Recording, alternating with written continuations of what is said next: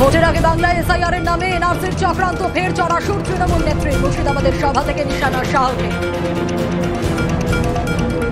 তামিলনাড়ুতে BJP government নেই, তাই এসআইআর হবে। কেরালায় নেই, তাই এসআইআর হবে।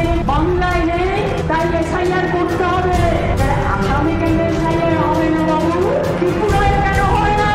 বিজেপি আছে বলে।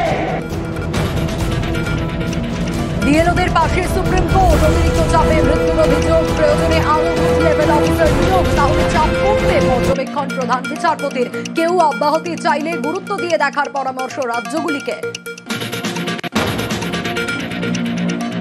এসআইআর এর চাপে আরো এক বিএলও অসুস্থ বলে অভিযোগ। 1 বছর আগেই অস্ত্রোপচার। স্পেশাল ইন্টেন্সিভ রিভিশনের কাজ করতে না চেয়ে জেলা শাসককে জানিয়েও হয়নি সুরাহা।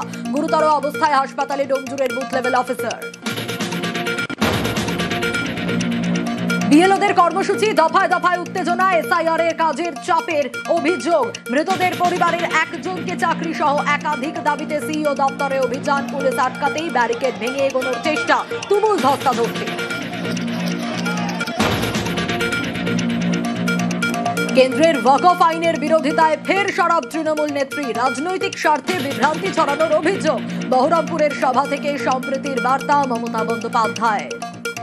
ওয়াকফ নিয়ে আমরা কিছু করিনি, এটা সম্পূর্ণ মিথ্যে কথা।